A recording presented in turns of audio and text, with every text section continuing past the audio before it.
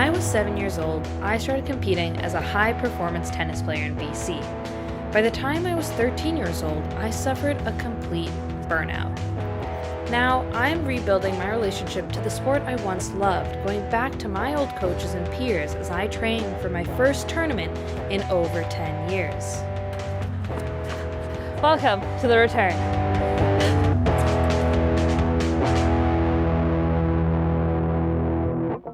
One of my favorite memories of playing with my family is specifically playing with my mom. And it was when we were living in New West and I hadn't started competitive tennis, or maybe we were realizing that there was a future for me here, but we hadn't started the journey yet. My mom and I were playing, and it was like 3 hours in, just hitting and playing whatever. And then it started absolutely downpouring. When it started downpouring, I remember I was like, okay, we gotta go. And I just begged her, please, let's keep playing. And my mom is such a tough person, and she just was not tough. She was like, okay. And we kept playing through the pouring rain, and we played for another hour through the pouring rain, and then walked home soaked. And I just remember thinking, I'm so excited to be doing this. What is a quote-unquote tennis parent? Oh, that's brutal. Tennis parents are a lot. A tennis parent, competitive, probably. I mean, that would be the first thing that probably jumps into my head. The way they would cheer as during these matches of maybe a couple of 10-year-olds on court, and the way that they were choosing to express themselves was quite prominent. I think there's a wide spectrum. Some are very hands-off and supportive in many ways, but most commonly, I think, with tennis nowadays, unfortunately, what we see is tennis parents that are latched on very tightly and very result-oriented. They're passionate, and they have a lot of energy. Yeah, it's probably not true, but I think the stereotypical tennis parent, is like kind of just like, I would just imagine they're like on the court, like on the sideline, just like watching, just like intently, like arms crossed maybe, or like yelling. I think it's quite fascinating to see 35-year-old woman jumping up and down in the stands for you hitting a ball into the net. So I think that's quite memorable.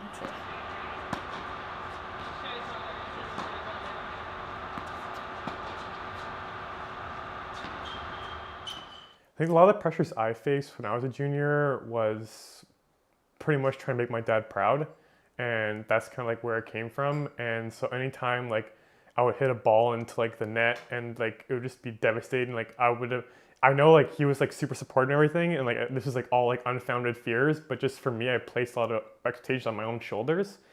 And it's anytime I would mess up, it would just be devastating. I imagined him sitting behind the glass wall, getting mad at me, which is totally not true, but that's just something I believed in, because like I said, my dad, I thought he was this great tennis player and wanted me to be this great tennis player too. So anytime I'd move down a court in King's Court, or I would mess the serve up or something, it was the end of the world. How would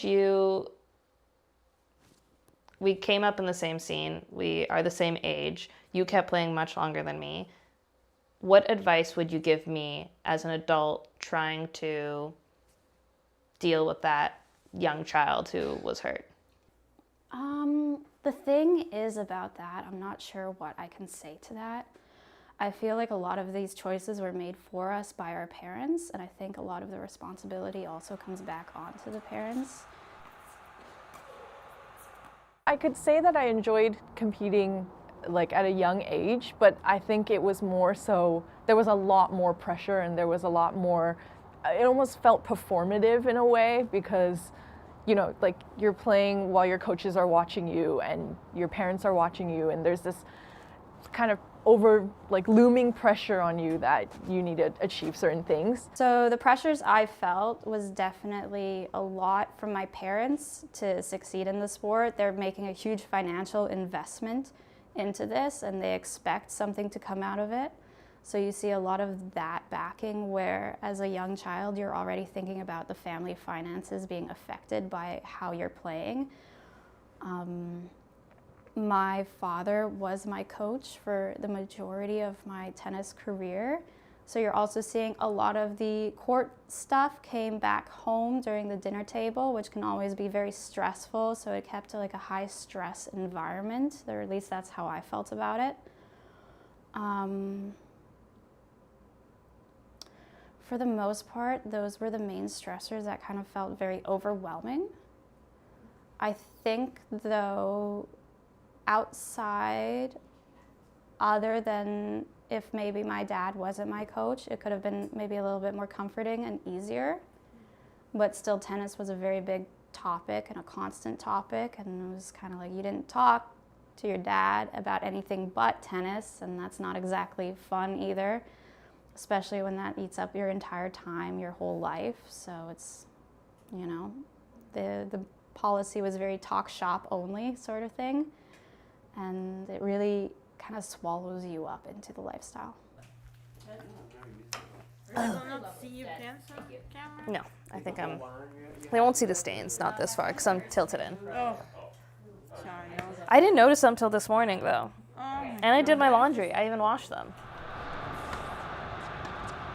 I think it was good because Mike really liked it, and it's your stepdad, and like you build really good relationship with him because he really liked it. He knew he liked tennis. You watch tennis together. You go together. He drove you to most of competition. I didn't go. Like team tennis completely was on him, and I like this dynamic that you build such a relationship with your stepdad. Yes, in the same time, it was just like our vacation going according to your tournaments. Our vacations, our free time, my free day. I drive you to like Jericho Club. Or it's just not in our league. Like financial and time and this and that. It's just you try to give all opportunities you can to kid, and this is what. But in general, I like when we're all together going on court and playing sports and training you and throw ball and this and that. Mike building some crazy stuff.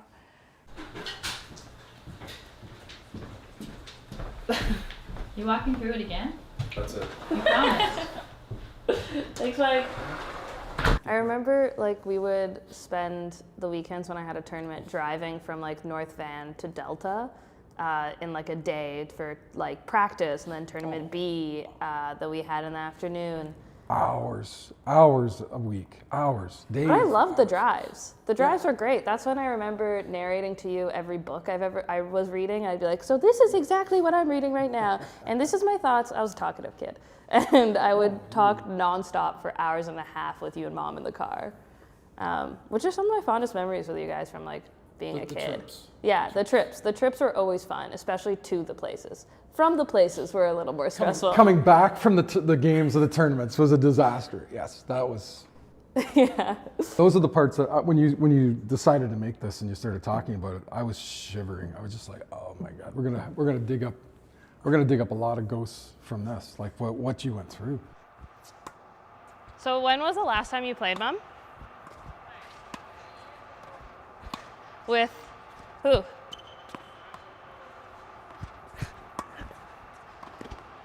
Just on our courts at home? On our courts at home? On our outdoor courts? Yeah. Nice. When I started playing, this is something I've been thinking about, is like, I don't know if they say this anymore, but the word talented was thrown around so much when I was a kid. Like, people called me talented. Like, it was everything except the only compliment I remember consistently getting was like, she looks good playing tennis because my technique was good. And yeah, she's talented, or she has talent. What do you think that meant? And do you think, what do you there is a legit thing that you can put kid and hit and hit and hit. I wasn't Eventually, that kid. no, you weren't. You have like hand-eye coordination that really outstanding. You had talent, yes. But yes, but then do you think that word, or like, I don't know, like I just feel like they threw it around, kind of what you're saying with like everyone's going to be an Ivanovic or a Sharapova or a Djokovic. You see it, and I didn't see it in any other kids. Oh, thanks. Yes, like I didn't see in any. That's why you want to give opportunity, whatever by any. Also, Alena, my sister, she started 14. Too late. She was like she's talented in any sports, left-handed, and we played completely different things. It was this small racket, wooden, and she started playing. Like we all regretted that she so late. She could be somebody because she was so talented. We had this in. That's why like I need to put her because I don't want to do this what Alena missed. Yes. And she started really late. Everybody in Soviet Union that like, you too old. They didn't tell her that she's too old. And she was legitimately too old, yes? Yeah. And she could perform that she started play for team in South Russia in 3 months. Wow. Yes? That's crazy. With a wooden crazy. racket? She was performing, she was traveling, she was like in South Russia tournaments. She was first racket in our like province. Yeah. Like in 3 months. Yeah. Yes. That's crazy. That's why like for you. You just were like, oh. It was still in my mind, in the back of my head, like, I don't want to do it to like. That she should try. And make sure she has the opportunity that my sister did. I never played tennis, by the way, also, after. I played way more tennis than her after this 2 years of her playing tennis.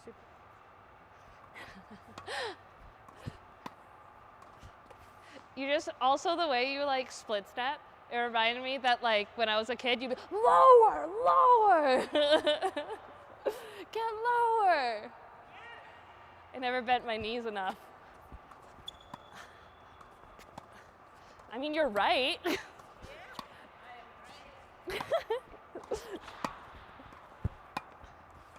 How does becoming a parent change your life?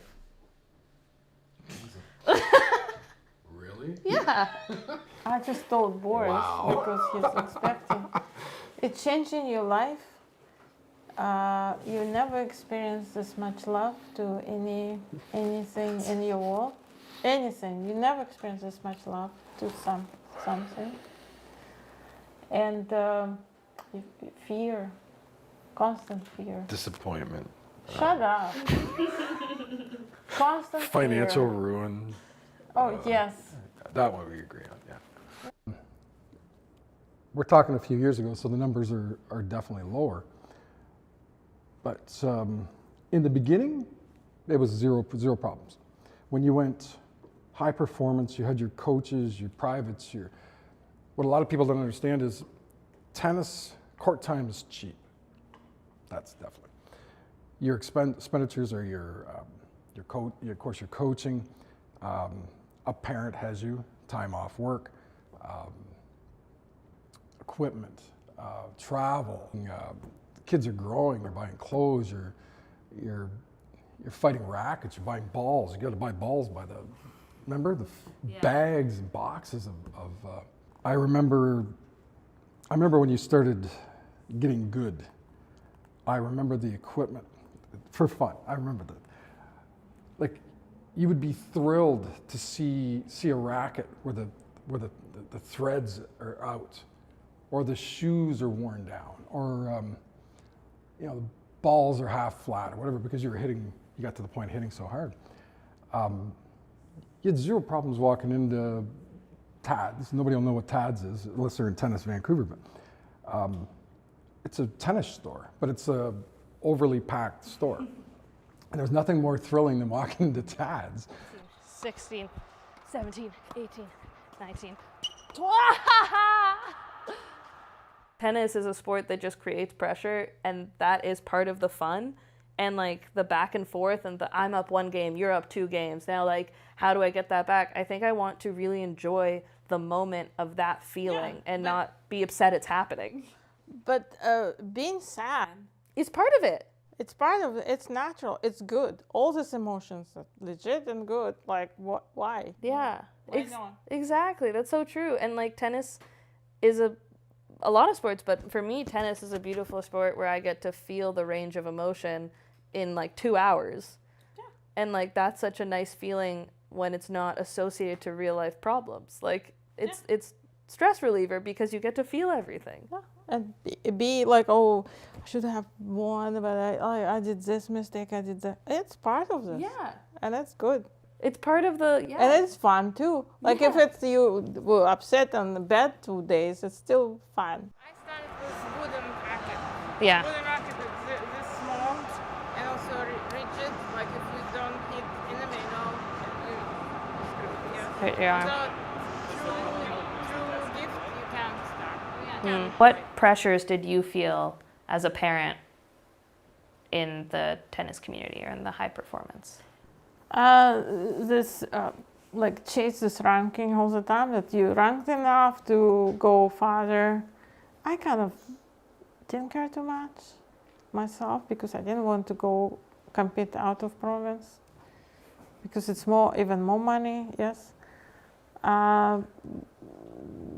Pressure don't provide enough, like if you have obvious like shot into sport, like give you enough to succeed. But I didn't see point to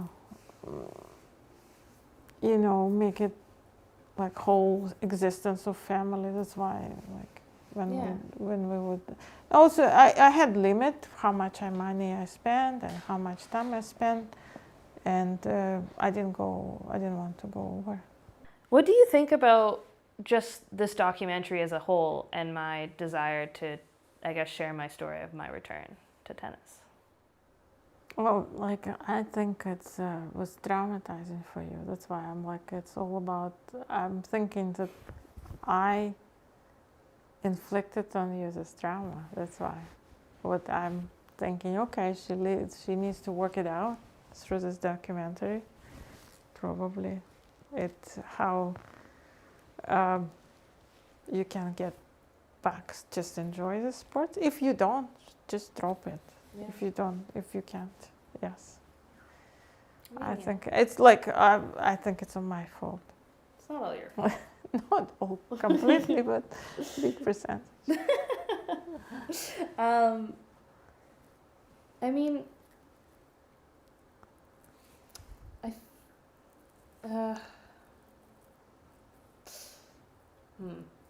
why? I don't know how to put this, but like, why do you think it's your fault? Oh, because our expectations was like it's parents. Nobody teach you how to be parent. Nobody. It's not profession. You just study from your parents how they being parents. Yes, and I think sometimes it was too harsh. Like I was not experienced, not with sports, not with competing. Like I myself, I played, and my mom knew my time when I swim not fast enough. Even they didn't like sports because they were above of sports, my intellectual parents.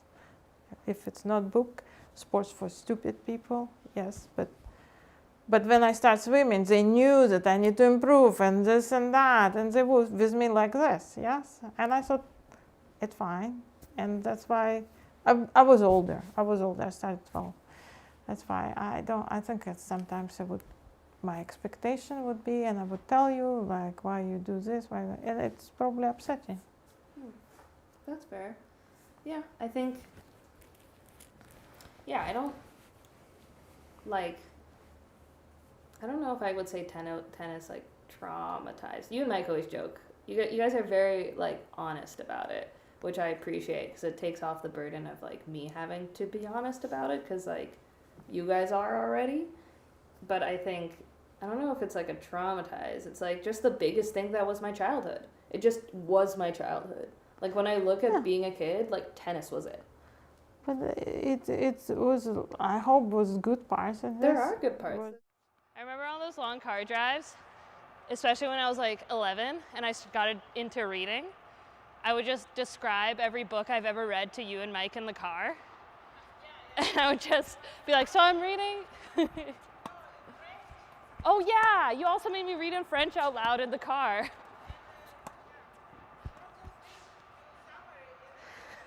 Yeah. To keep my languages sharp. We're good with Mom. Beautiful. Yeah, let's bring Mike in. Mama, thank you. Hug. I love you. I love you, Bobo. Thank you. That was great. I love you a lot. Sweet.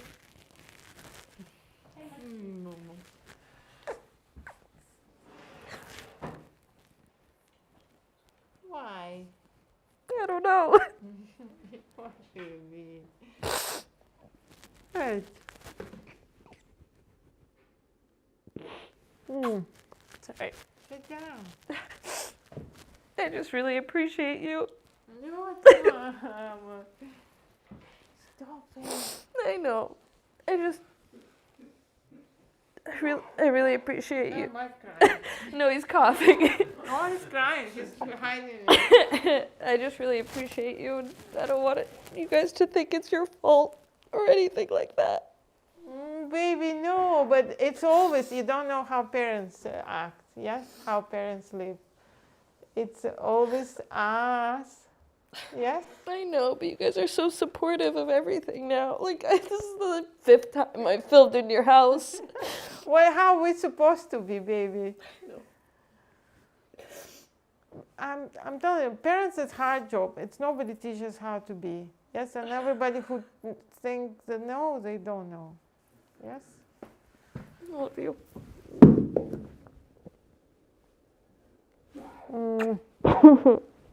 Educator, but you need to go around, not to break it. Mm-hmm.